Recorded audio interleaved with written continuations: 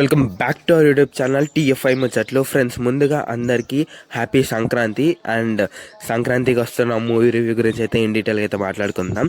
So ముందుగా వీడియోలోకి వెళ్ళే ముందు please like, share and subscribe to our YouTube channel. ఈ విషయానికి వచ్చేసరికి అయితే స్టోరీ, స్క్రీన్ ప్లే ఇవేమీ చూడకూడదు. Out and out family entertainer. ఇదైతే ప్రశాంతంగా ఒక ఫ్యామిలీతో వెళ్ళి కడుపుబ్బగా నవ్వుకొని బయటికి రావడం, ఇదే మూవీ. ఇంతే ఉంటుంది అనమాట. మీరు స్టోరీ ఎక్స్పెక్ట్ చేయకూడదు, ఏవేవో ఎక్స్పెక్ట్ చేయకండి. సింపుల్గా ఫ్యామిలీ అందరు వెళ్ళిపోండి, కడుపు ఉబ్బరంగా నవ్వుకొని బయటకు వస్తే వచ్చాను అనమాట. అనిల్ రావుపూడి, వెంకటేష్ కాంబినేషన్లో వస్తున్న థర్డ్ మూవీయో ఫోర్త్ మూవీయో తెలియదు, కానీ చాలా బాగుంది. అంటే మీరు స్టోరీ వైజ్ చూస్తే ఏముండదు స్టోరీలో. సింపుల్ అంటే సింపుల్ ప్లాట్ లైన్ అయితే ఉంటుంది అనమాట.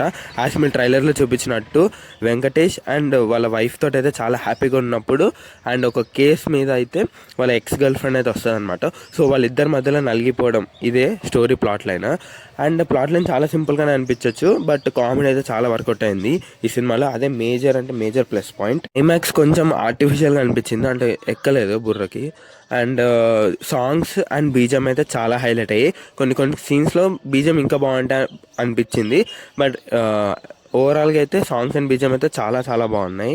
మూవీస్ వచ్చేసరికి అయితే వెంకటేష్ అయితే జీవిచ్చేసాడు అనమాట, కుమ్మేశాడు. తనకు తెలిసిందే తను చూపించాడు అనమాట.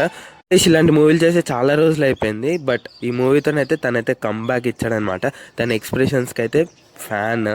అండ్ ప్రీ ఇంటర్వెల్లో కూడా మీరు కొంచెం అటు ఇటుగా అనిపిస్తుంది అనమాట. మీరు ఈ మూవీని స్టోరీ వైజ్ చూడొద్దు, జస్ట్ కామెడీ పర్పస్తోనే వెళ్ళాలి.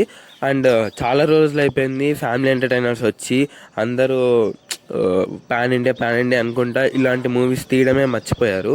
So Anil Ravipudi is back with మంచి రెగ్యులర్ కమర్షియల్ కామెడీ ఎంటర్టైనర్ తోటి.